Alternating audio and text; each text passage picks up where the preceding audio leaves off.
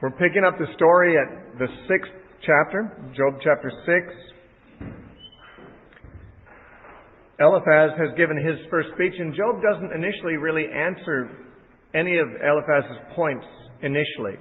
He's still not finished pouring out his grief in general, but then he will come around to saying something about Eliphaz's points. That's interesting. He says, "Oh, that my grief were fully weighed, and my calamity laid with it in the balances. For then it would be heavier than the sand of the sea. Therefore my words have been rash." Now, the only words he's spoken really that could be said to be rash are his cursing the day he was born back in chapter 3. And he now has some regrets about ventilating like that. Not that he said anything that was specifically sinful. It was not exactly a good attitude that he expressed, but I mean, he says, my grief is so overbearing. It has squeezed out of me these rash statements. I should have been more controlled. He says, "For the arrows of the Almighty are within me. My spirit drinks in their poison. The terrors of God are arrayed against me." Now, notice that he, along with his friends, agrees that it is God that is the author of his trials. And many people feel that this is a mistake that he's making, as are his friends. But when you read the first two chapters, you find that really God is, in a sense, the author of his trials. It's true that the suggestion of afflicting Job was made by Satan. But Satan acknowledged that unless God permitted him to do it, he couldn't. And so God really is the one who permitted it. And we do have other places in Scripture where we see that even the actions of evil spirits must go through the screening of God. He can screen their actions. So we read, for example, in 1 Kings 22 of a lying spirit coming before God and asking for permission to go and become a lying spirit in the mouth of Ahab's prophets. And God gives permission, so that the prophet Micaiah tells Ahab, "Therefore the Lord has sent a lying spirit into the mouth of your prophets." And it's true. In the Old Testament, whenever somebody was afflicted by an evil spirit, it was said to be an evil spirit from the Lord. An evil spirit from the Lord came against King Saul and made him rave and go crazy. Now, I think we're supposed to understand that the same way we'd have to understand Job or that other example in 1 Kings 22, that an evil spirit came to God wishing permission to do something to Saul, and God said, "Okay, I'll let you." So that the Bible, although it recognizes the agency of the devil and of evil spirits, it does not shy away at all from God taking full responsibility. Full responsibility in the sense for the sufferings. In the case of the lying spirit in Ahab's prophets, or in the case of the evil spirit that was sent from the Lord against Saul, these were specific judgments that God justly and deliberately sent against those men. And that God can use evil spirits as a means of judging is entirely within God's realm. This is something we have to understand about the spiritual realm. It's not as if over on that side of the universe is God and His angels, and over the other side is the devil and his, and there's this big clash going on, and they all retreat to their separate places, and there's like two independent things going on. The devil and his angels can't do a thing unless they come to God and get, written permission. And God apparently often says no. We don't read of all the cases when God says no, nor do we read of all the cases when God says yes, but the cases we read about make it clear that nothing can be done against God's people by the devil unless God gives permission. And because the devil says, "I can't touch Job. You put a hedge about him. You have to let me get at him or else nothing will ever happen to him." And so therefore, we know that the devil is just on a leash. And he ends up serving God's purposes, though he does not desire to. Just like Joseph's brothers did not plan to serve God's purposes in selling their brother into slavery, but they did anyway. The Sanhedrin didn't intend to fulfill God's purposes in condemning Jesus to be crucified, but their plans, God used it anyway. It doesn't mean that what they did in their malice was excusable, or that they're not responsible for their evil intentions, or that they won't be judged for it. But it means that God permitted it. And if He had not permitted it, they wouldn't have been able to do it. Remember how many times men took up stones to stone Jesus during the course of His ministry? How many times it says, because Jesus said something that offended His audience, they took up stones to stone Him, but no one laid a hand on Him, or therefore they sought to kill Him, but no one laid a hand on Him. It doesn't say exactly how Jesus escaped those situations, but it's clear that it often says because His hour was not yet. In other words, there were people who would have killed Him sooner if God hadn't prevented it. And when Jesus was put to death, it was only because God didn't prevent it, when He could have even then. So that's what we see. These things really do come from God. They are from God. And so Job is not really mistaken in seeing these as the arrows of the Almighty hanging out of his body. Like, I've been hit a whole bunch of times, got all these arrows in me. The terrors of God are arrayed against me. Now, of course, he interprets this as God's hostility toward him. And in that, Job is mistaken. It's not surprising that a man would think that. If you walk up to me and punch me across the face, I will probably interpret that as a hostile action, because I don't know why you're doing it. Now, if you told me afterwards, well, the reason I did that is that person over there said they'd put $1 million in your children's bank account if I came up and punched you. Well, I'd say, oh, well, then that wasn't a hostile act after all. It just looked like it to me, you know. There's something going on behind the scenes I didn't know about. And, you know, Job can be forgiven, I suppose, for thinking this communicates the hostility of God toward him, because God is shooting at him, you know. God is allowing these horrible things to happen. They're the terrors of God. And he says in verse 5 and 6, or verse 5 especially, does the wild donkey bray when it has grass? Or does the ox low over its fodder? In other words, animals, when they make noises, they mean something. There's a reason for it. The farmer, the rancher doesn't just get annoyed when the ox is lowing. He knows it's time to feed him. The ox is hungry. The animal noises are not just irritating, they make sense. And my wailing makes sense too. There's a reason for it. And, you know, you shouldn't just get irritated by my complaints. There's something that lies behind it, just as there is behind the lowing of an ox or the braying of a donkey when they're hungry.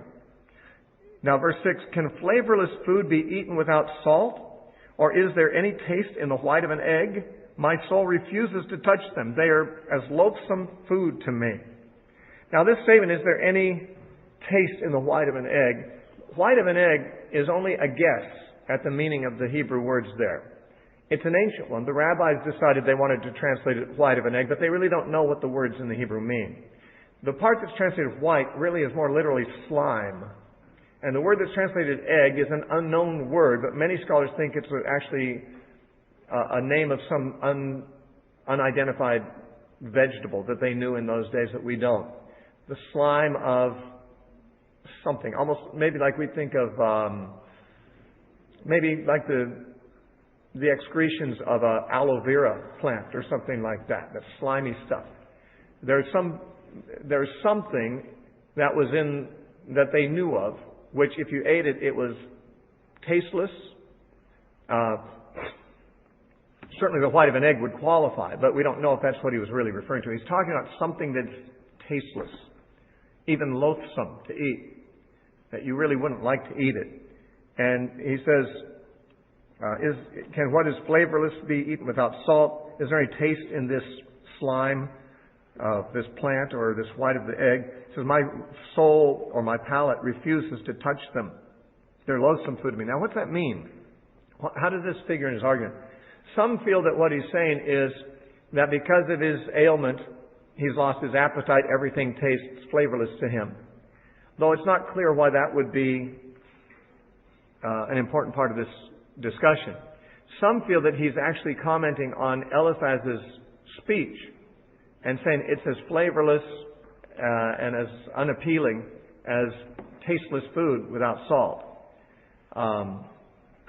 It's hard to know exactly what he's saying here, so it remains kind of a mystery.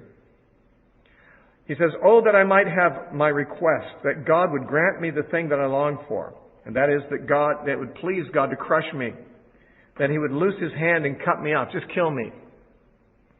Then I would still have comfort, though in anguish I would exult.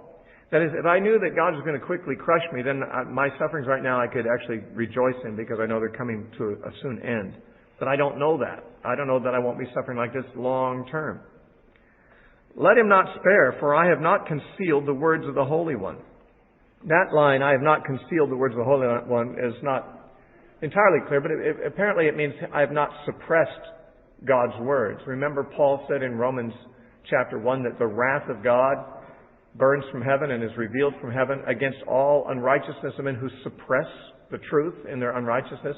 People who hear the word of God, or they hear the truth and they don't like what it says, so they suppress it rather than obey it. Maybe that's what he's saying he hasn't done.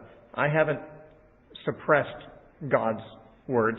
I haven't ignored them. In other words, I have obeyed them, not tried to, dispense with them some way. What strength do I have that I should hope? What is my end that I should prolong my life? Is my strength the strength of stones? Or is my flesh bronze? Is my help not within me? And is success driven from me? To him who is afflicted, kindness should be shown by his friend. Now he actually directly kind of rebukes Eliphaz. You see I'm in misery here. Shouldn't you have shown a measure of kindness to me? Now Eliphaz kind of thought he was.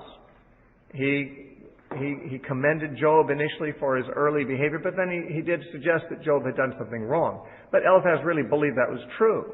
And it's not an unkindness to tell somebody that they have something to repent of if you can see that that is true and they are ignoring it. That's the kindness you can give them, is to show them that there's something they can do to get right with God. But Job realized that this was really more just a baseless accusation against Job and not a kindness. He says, you really should come here to comfort me, not to accuse me. He said, even though he forsakes the fear of the Almighty, even if your friend has departed from God, you should still show some kindness to him in reaching out to him. There is such a thing as being tactful. My brothers have dealt deceitfully like a brook, like the streams of the brooks that pass away, which are dark because of the ice, and into which the snow vanishes. When it is warm, they cease to flow. When it is hot, they vanish from their place. The paths of their way turn aside. They go nowhere and perish. The caravans of Tema look. The travelers of Sheba hope for them. That is, they hope for water in the desert, but the streams are dry. They are disappointed because they were confident and come there and are confused. Now, what he's saying is this. You guys are like, when I saw you guys coming, I thought, oh, I'm going to get some sympathy here. These guys are going to say something encouraging. These guys are going to say something comforting. Just like when you're in the desert and you see a riverbed or a stream and you're thirsty, you go looking and it's all dried up. There's nothing there. You hoped in it, but it was a deceitful promise. And you guys are like that. I thought you were going to help me. I thought you were going to encourage me, but you just come and make it worse for me. He speaks about, when the ice melts in the mountains and it gets hot, that's when you especially want the water to be there. But he says they're like a stream that dries up when it's hot. Well, that's when you want it to have water. And when he's in trouble is when he especially needs the refreshment of the support of some of his friends, and they're like dry riverbeds. They're providing no water for him. Verse 21, and now you are nothing. For now you are nothing. You see terror and are afraid. Did I ever say, bring something to me, or offer a bribe for me from your wealth, or deliver me from the enemy's hand, or redeem me from the hand of oppressors?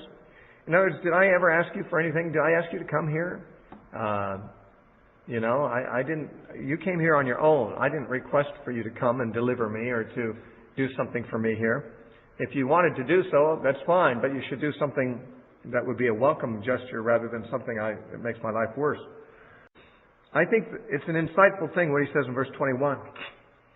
He says, you see terror and are afraid. What's that mean? Well, they see his terror. They see his affliction. They see the disasters come on him, and it scares them. Why? Because they always thought of him as a righteous man. And it's frightening for them to think that things like that could happen to a righteous man. After all, if you can live with a theology that says, if I do the right thing, all will go well with me, then you can be in control of your circumstances somewhat. I mean, if you do the wrong thing, you can expect problems to come. But at least if you want to avoid trouble, you can just watch your steps. Keep your nose clean. Make sure you don't do the wrong thing. And then you can feel confident. I'm safe. It's nice in an uncertain world to feel like you know what to do to stay safe. And in a philosophy that says, just behave well and you'll be safe. That makes you feel secure. And then you run across a man who behaves exceedingly well and he wasn't safe. And it scares you. You think, wait a minute, this is an unpredictable world. This is a situation where I can't control the outcome. And it was because of that fear, apparently, that they held so strongly to their view that Job must have done something wrong. They could not allow themselves to entertain the notion that he might really be innocent and suffering, because not only does that challenge their theology, which they were quite fond of apparently, but also it raises the issue of their own security. We've been behaving and things have been going well, but what if we keep behaving and things go badly like this? Then I don't have control over my future. And that's a frightening prospect. And I believe that when I mentioned that I went through something a while ago, many years ago actually, it was a case, in fact, when my marriage broke up and there were people who were saying, well, you must have done something wrong because if you do everything right, your marriage won't break up. And they even use this illustration that, a woman is like a flower and, the man is the gardener. And if the woman is, if she wilts, it's because the gardener failed to take care of it. If the gardener does his part, the flower will flourish. Which, of course, means women are not human. Women are plants. Women are easily controlled by men. Men can manipulate women and get whatever they want out of them. That's what it's saying. It's saying women don't have free will. Women are not self-determining. But people wanted to believe that. They wanted to believe if you treat your wife right, she will never leave you.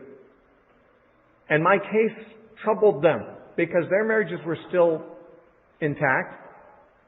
But if it's possible that you can do everything right to your wife and she'd still leave, then they're not secure in their marriages. Maybe they thought, as long as I coddle my wife, as long as I treat her well, as long as I make her happy, she'll never leave me. Well, their wives thankfully have not left them. I hope they never do. But my situation didn't fit their theology. But they had to make it fit. So they insisted that you did not treat your wife well. They knew of nothing. They made no specific accusation because they knew of nothing. But they knew there must be something. And it was exactly like the situation. Because when I said the same thing Job did, I said, well, I'm not aware of anything. This is happening to me and I don't have any idea why it's happening. But they got angry just like Job's counselors did. And it's an amazing thing. This is where I saw that people really do act like this. I'd always read the book of Job and thought, this is a little unrealistic. Certainly these guys are not going to get this angry at him just for saying what he's saying. They're going to be more reasonable than that. But in real life, it really does happen. If your circumstances challenge somebody's security and their easy philosophy that makes them feel like, okay, I've got control over my circumstances. I can dictate the outcome by my good behavior. And then your situation seems to give the lie to it. They don't want that. They don't want to have to change their mind about that. They see terror and they're afraid. They're afraid for their own case.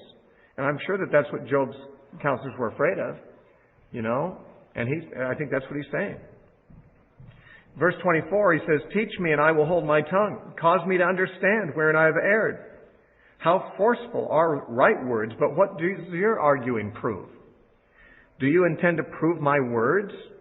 To reprove my words and the speeches of a desperate one, which are as wind? What he's saying is, I'm speaking rather rashly, I admit it. And some of my words are probably going to have to eat my words later on. It's like wind blowing out of it's like, I'm just ventilating. And, are you going to take my words so seriously that you have to reprove them and refute them when these are just the desperate words, like wind pouring out of a desperate person? He says, yes, you overwhelm the fatherless and you undermine your friend. Now he said in verse 14, kindness should be shown by his friend to a man who's suffering. And he says, but you don't do that. You undermine your friend.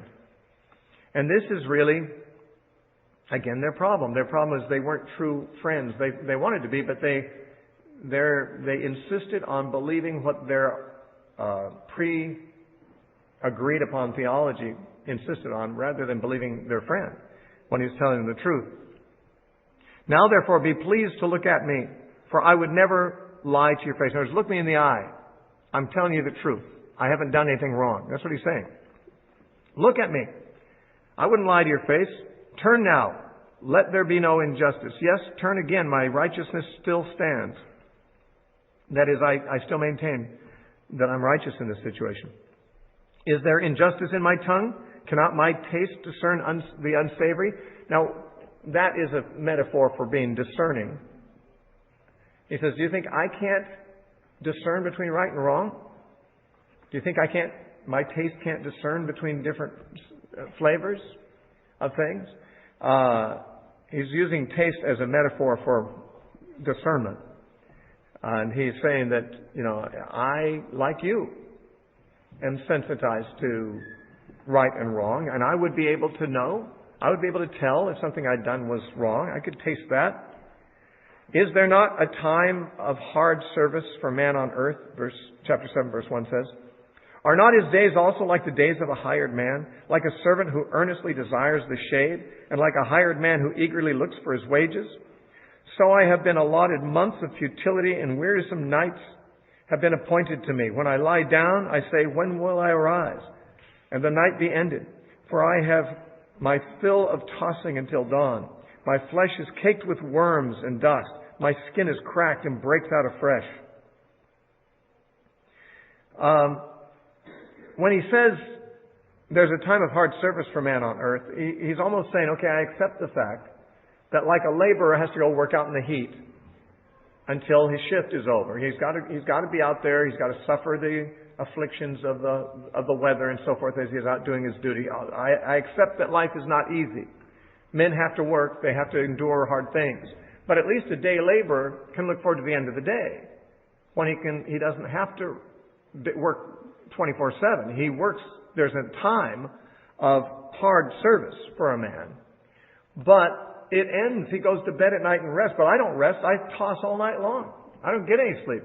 All night I just wish it was daytime so I could get up because I'm not sleeping anyway. He says, I'm not getting the relief that one could expect that everyone would have, although everyone has to have some hardship.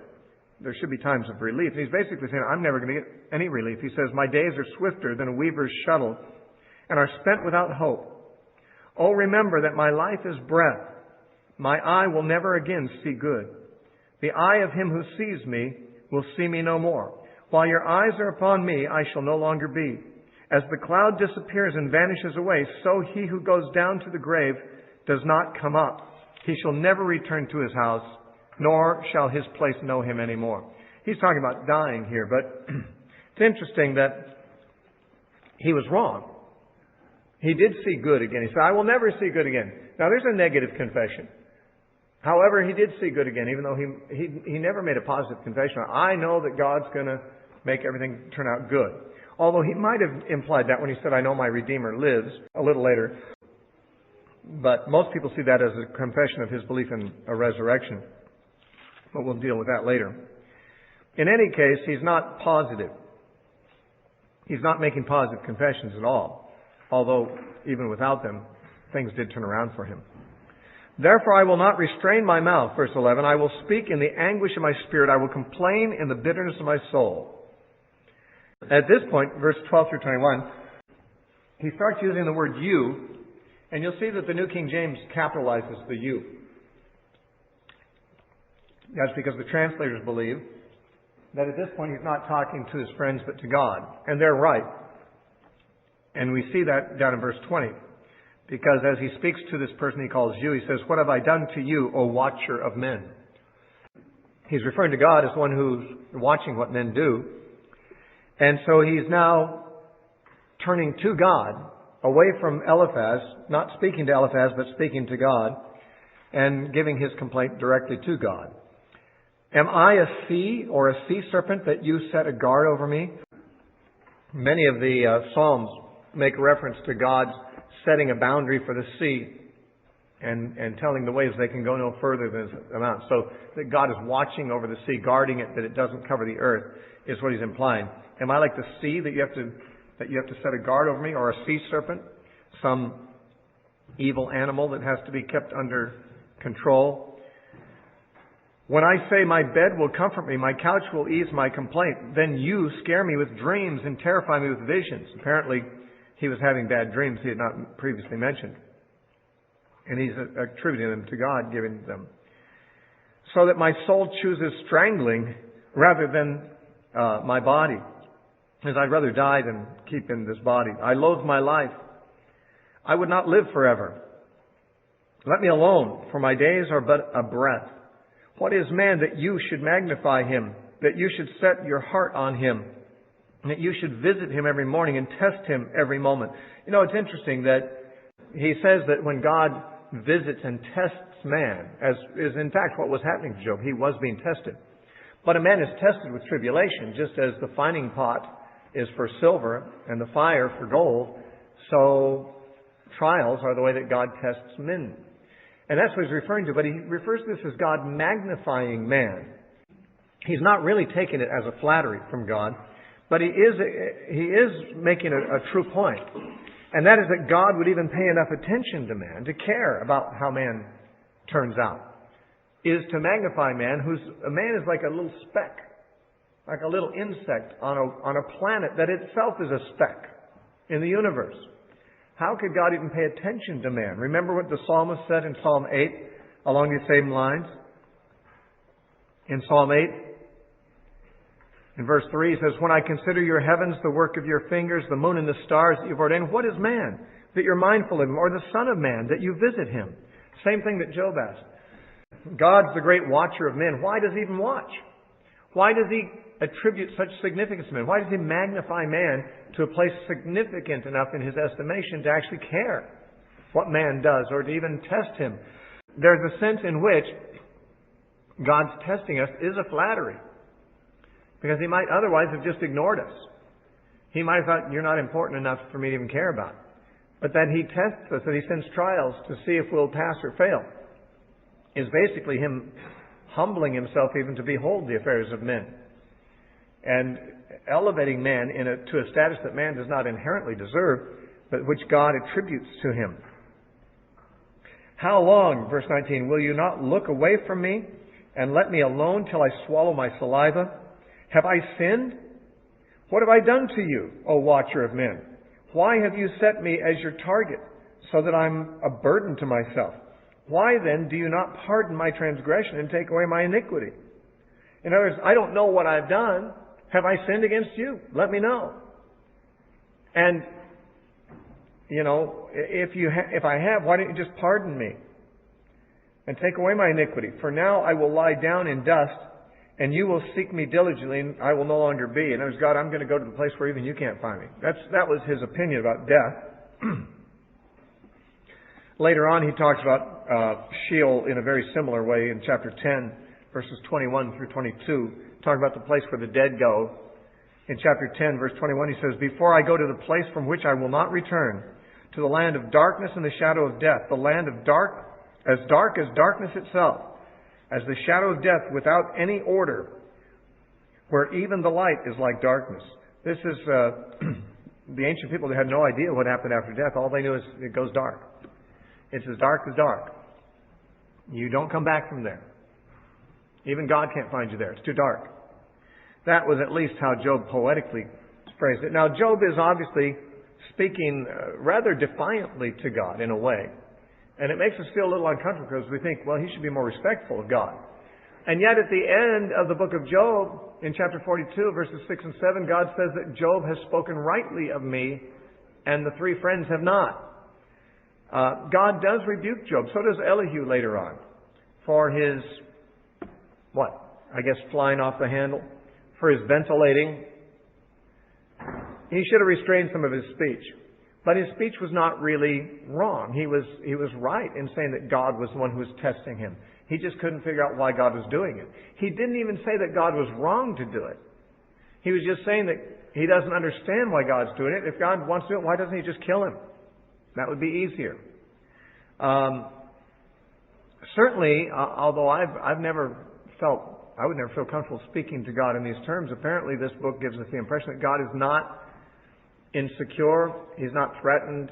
Doesn't easily get angry if people are ranting at him. If they are, in fact, people that are trying to understand their relationship with him. Job is not an atheist. Job's not an adversary of God trying to find fault with God.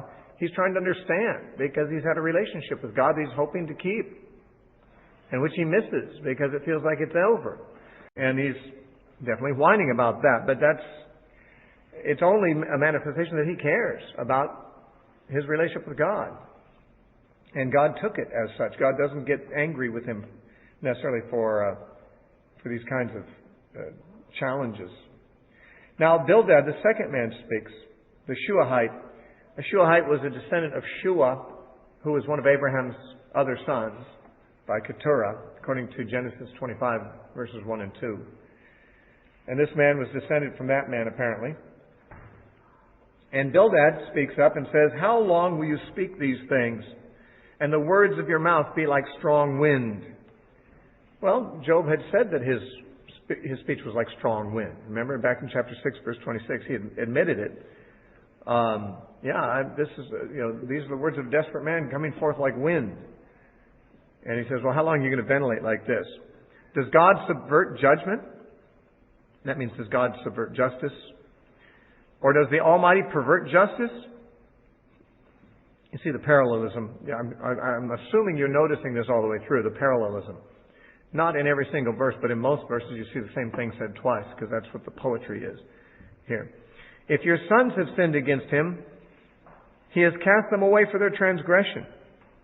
If you would earnestly seek God and make your supplication to the Almighty, if you were pure and upright, surely now he would awake for you and prosper your rightful habitation. Though your beginning was small, yet your latter end would increase abundantly. For inquire, please, of the former age, and consider the things discovered by their fathers. For we are but of yesterday, and know nothing, because our days on earth are a shadow. Will they, meaning our elders, our ancestors, will they not teach you and tell you and utter words from their heart? Now, Bildad, unlike Eliphaz, is not depending on experience, but on tradition. Eliphaz says, I have seen, the Spirit appeared to me and told me this. My experience proves that this is true. Bildad has the same theory that Eliphaz has, but he doesn't claim that he knows it from experience, but rather that it's the tradition. It's what the ancestors said. Our opinions don't make any difference at all because we're just a shadow. We only live one lifetime, and what is that? It's a flash in the pan and we're gone. We don't know anything. We're just creatures of a day. Like certain species of flies. If the larva hatches, develops into a fly, they mate and die in the same day. Creatures of a single day, of a moment. Shadows that just pass by quickly. That's what we are. So we need to listen to what the ancestors said. It's like G.K. Chesterton said that honoring tradition is simply giving our ancestors a vote. And of course, he's Roman Catholic, and Roman Catholics are all about tradition. But it sounds like a fair suggestion. Well, we should give our ancestors a vote. The only trouble is truth isn't decided by majority vote. There's a way that seems right to a man, and the end of it are the ways of death, and maybe that the majority are on the wrong path, often is the case. But Bildad is basically saying, Job, you are an arrogant person to think that you can know more than our ancestors have known. And that does when someone hears a man protesting that he's right and the ancestors are wrong, it does sound kind of arrogant. But the psalmist made the same claim himself. In Psalm 119, verse 100, the psalmist said, I understand more than the ancients because I keep your precepts. That doesn't sound humble for a man to say, I know more than the ancients knew. But I keep your precepts and they didn't. And therefore, what can I say? I understand things they didn't. And Bildad is saying that that's Job's position. Now, Job has not challenged the ancestors. He's just saying, this is what I know. There's a lot I don't know. What I don't know is why this is happening. But what I do know is it's not happening because of anything I did to make it happen. Now, if the ancestors didn't agree with that, the worse for them. That's what's true. It's a fact. But Bildad's basically saying, no, we need to submit to the judgment of the ancestors because they've been around longer and they know more. Verse 11, can the papyrus grow without a marsh? Can the reeds flourish without water? While it is yet green and not cut down, it withers before any other plant. So are the paths of all who forget God. And the hope of the hypocrite shall perish, whose confidence shall be cut off, and whose trust is a spider's web. As what he leans on, what he trusts in, is as weak as a spider's web. He leans on his house, but it does not stand. He holds it fast, but it does not endure. He grows green in the sun, and his branches spread out in the garden. His roots wrap around the rock heap and look for a place in the stones. If he is destroyed from his place, then it will deny him, saying, I have not seen you. Behold, this is the joy of his way, and out of the earth others will grow. Behold, God will not cast away the blameless, nor will he uphold the evildoers. He will yet fill your mouth with laughing, and your lips with rejoicing. So he's seeking to be comforting here. Those who hate you will be clothed with shame, and the dwelling place of the wicked will come to nothing. Now there's some things in this speech that the Hebrew scholars are not sure what they mean. For example, in verse 19, almost every word in verse 19 can have more than one meaning, and there's a wide variety of opinions about what it means. Therefore, I won't even try to suggest what verse 19 means. But the part verses 11 through 18 is basically saying that just like the papyrus needs to grow in the water, so a man needs to grow in a relationship with God. And if you take away the water, the papyrus withers and shrivels. So if a man separates from God, like a hypocrite, as he puts it in verse 13, those who forget God, well, they're going to perish too, just like the papyrus does when its proper environment is not present to maintain it. God is the proper environment to maintain man. And, the man who forgets God, he likens to some plant that's trying to grow. It's putting out its suckers all over the garden looking for nourishment somewhere else. It wraps its roots around rocks trying to find a firm place to be, but it is nonetheless temporal because it's because he's a man who forsakes God. Now, Job answered and said, truly I know it is so. In other words, you're not telling me any philosophy that I wouldn't have told others before. This is familiar stuff to me. We all know this is true. I don't know why you're telling me this as if I don't know it. I know this is true, he says. But how can a man be righteous before God? Now, we might understand that word to be, how can a man be pure? How can a man be holy? And so forth. But the word righteous there is a forensic word, a legal term. It means, how can a man win a legal dispute? How can a man be justified in a legal court of law if he's in a legal dispute with God? He says, if one wished to contend with him, and this word contend also means to conduct a lawsuit. This speech of Job in this chapter all the way through is the idea that if I want to stand before God and bring my case against God, as a man would bring a case against another man in court, it's a hopeless case. Who can win against God in court? We can see that is what he's got all the way through this chapter, because in verse 32, he says, for he is not a man as I am, that I may answer him, and that we could go to court together. I can't go to court against God. If a man wanted to win a case against God, it'd be hopeless. It says, if one wished to contend with him, verse 3, he could not answer him one time out of 1,000. God is wise in heart and mighty in strength. Who has hardened himself against him and prospered? He removes the mountains, and they do not know when he overturns them in his anger. He shakes the earth out of its place, and its pillars tremble. He commands the sun, and it does not shine. He seals off the stars. He alone spreads out the heavens and treads on the waves of the sea. He made the Bear, Orion, and the Pleiades. These are, of course, constellations in the sky.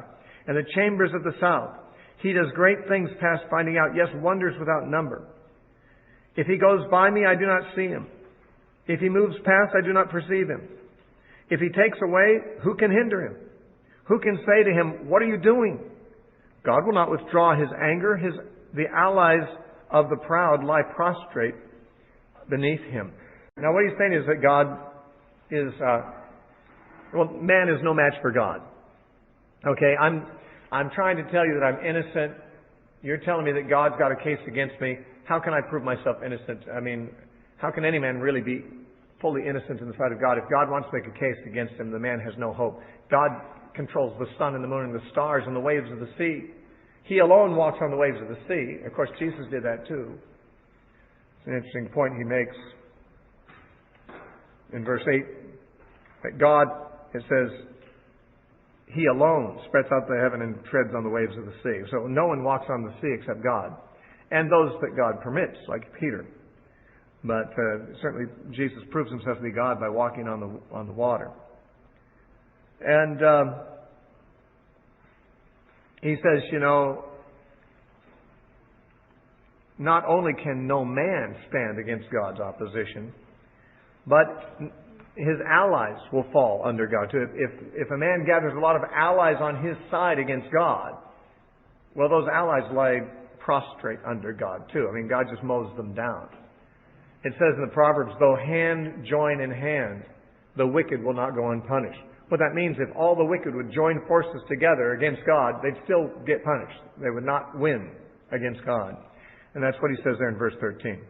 Verse 14, how then can I answer him and choose my words to reason with him? For though I were righteous, I could not answer him. I would beg mercy of my judge. If I called and he answered me, I would not believe that he was listening to my voice. For he crushes me with a tempest and multiplies my wounds without cause. He will not allow me to catch my breath. He fills me with bitterness.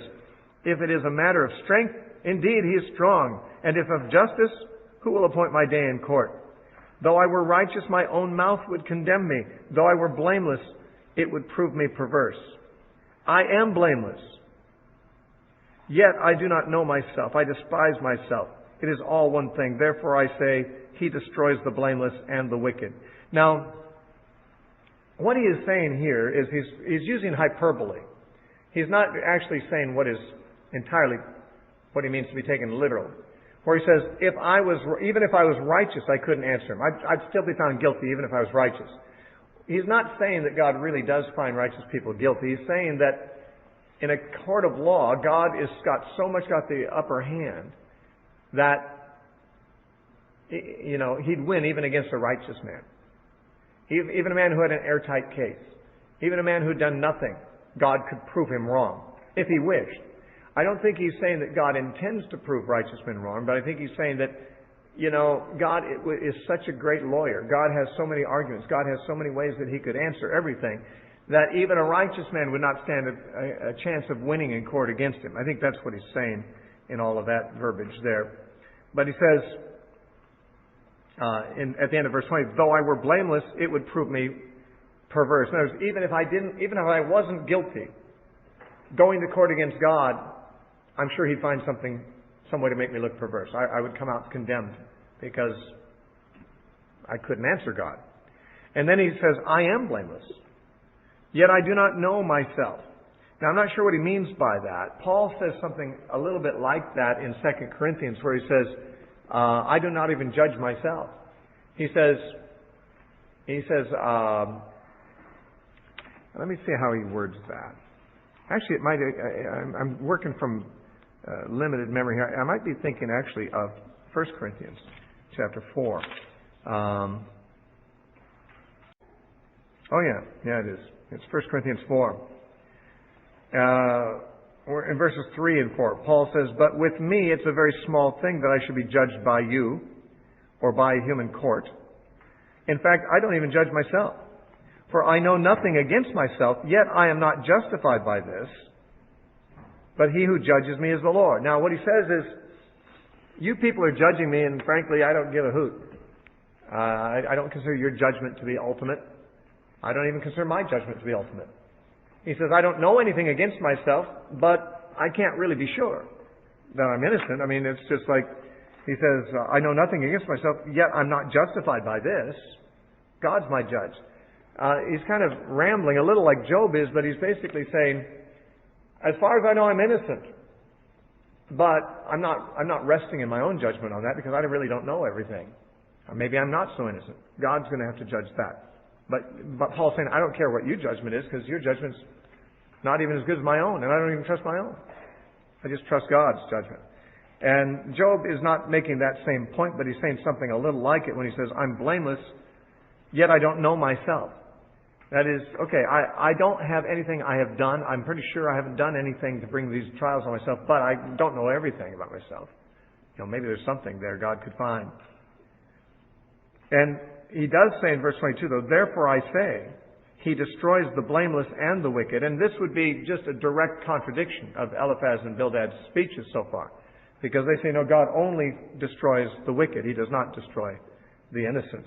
He says, well, no, that's not really true. God seems to destroy blameless people too, like me. If the scourge slays suddenly, he laughs at the plight of the innocent. Now, this is not true, but Job feels like it is. He's expressing his feelings about God, and he's wrong. God does not laugh at the plight of the innocent, but Job kind of feels like that's what's going on. The earth is given into the hand of the wicked. He covers the faces of its judges. If it's not he, who else could it be? Now, this is a searching question, isn't it? Like, okay, the innocent suffer, the wicked have the earth handed over to them. If it's not God doing it, who is it? Well, what did the devil say to Jesus in the temptation in the wilderness? He said, all these kingdoms of the world I'll give to you because they are delivered in my hand and they're mine to give to whoever I want. The devil claimed that he gave the kingdoms to the wicked. And Job says, well, God does that. And if it's not God, who is it? Well, Job didn't know. He had never read chapters 1 and 2. He didn't probably even know there was a devil. The question is a good question. He just doesn't know the answer to it. We do. Verse 25, now my days are swifter than a runner. They flee away. They see no good. They pass by like swift ships, like an eagle swooping on its prey. If I say I will forget my complaint, I'll put off my sad face and wear a smile. I'm afraid of all my sufferings. I know that you will not hold me innocent. If I'm condemned, why then do I labor in vain?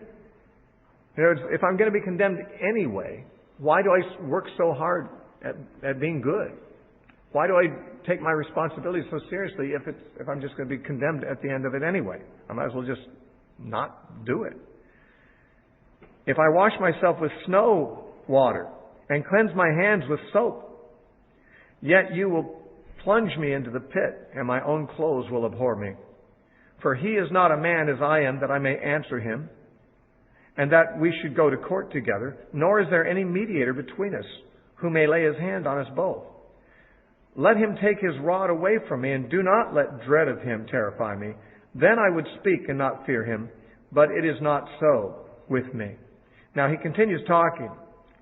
His speech continues in chapter 10. My soul loathes my life. I will give free course to my complaint. Not always a good idea, but he figures, what the heck? I'm going to die anyway, might as well ventilate everything I'm thinking. I will speak in the bitterness of my soul. I will say to God, do not condemn me. Show me why you contend with me. See, all the way through here, he's not saying that God has no reason. He's just saying, God, show me what it is. I don't know what it is. He's trying to get a grip on how to get back on good terms with God, and he doesn't have any idea what he did to damage that relationship. Does it seem good to you, God, that you should oppress, that you should despise the work of your hands, and shine on the counsel of the wicked?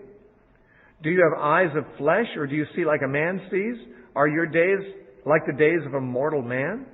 Are your years like the days of a mighty man? That you should seek for my iniquity and search out my sin, although you know that I'm not wicked, and there is no one who can deliver me from your hand. Now he's saying, do you see the way my friends do here, these humans? They don't see everything like you do. They have to guess. They're searching out my iniquity by their guesses, but you know I'm not wicked. You know I haven't done it. Do you see as limitedly as men do? And by implication he's saying, no, of course you don't. You know better. God, you know that I'm innocent. He said, your hands have made me and fashioned me, an intricate unity, yet you would destroy me. Remember, I pray, that you have made me like clay. By the way, God does remember that, according to Psalm 103 and verse 14. Psalm 103 verse 14 says, He remembereth that we are dust. The first part of that, what's it say? He says, He knoweth our frame. He remembereth that we are dust. He says, well, remember that I'm clay, I'm dust. And you will turn me into dust again. Did you not pour me out like milk and curdle me like cheese? Clothe me with skin and flesh and knit me together with bones and sinews? It's interesting, this ancient idea of conception in the womb. A child begins by being poured out like milk and then curdling like cheese, and then later skin and bones and stuff are added in the womb. This is a very graphic and ancient pre-scientific way of understanding how a baby is formed in the womb.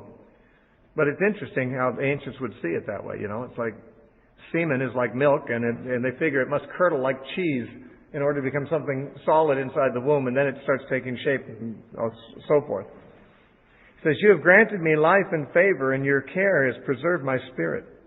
And these things you have hidden in your heart. I know that this was with you. If I sin, then you mark me, and will not acquit me of my iniquity. If I'm wicked, woe to me. Even if I'm righteous, I cannot lift up my head. I am full of disgrace. See my misery. If my head is exalted, you hunt me like a fierce lion. And again you show yourself awesome against me. You renew your witnesses against me, and increase your indignation toward me. Changes in war are ever with me. Why then have you brought me out of the womb? Oh, that I had perished and no eye had seen me. I would have been as though I had not been. I would have been carried forth from the womb to the grave. Are not my days few? Cease, leave me alone, that I may take a little comfort. Before I go to the place from which I shall not return, to the land of darkness, the shadow of death, a land as dark as darkness itself, as the shadow of death without any order, where even the light is like darkness. Well, then we have the third speech. The speech of the third man. I think we'll save it. We'll take a break at this point, and we'll come back to this last man's speech. It's not the last speech, it's just the last man of the three. We've heard from Eliphaz the Temanite. We've heard from Bildad the Shuhite. Now we have Zophar the Naamathite who's going to speak, and he is the most rude and most inconsiderate of the three. But maybe that's because Job has already answered a couple times, and he's starting to get irked by that, because Job is definitely not buying it. They've given their sound theological advice, and Job's just not buying it, and that's irritating to them. You're supposed to go along with the Orthodox theology, But Job happened to be right, and they were wrong in this case. So sometimes Orthodox theology might need to be rethought in view of reality. It wouldn't hurt sometimes. We'll stop there.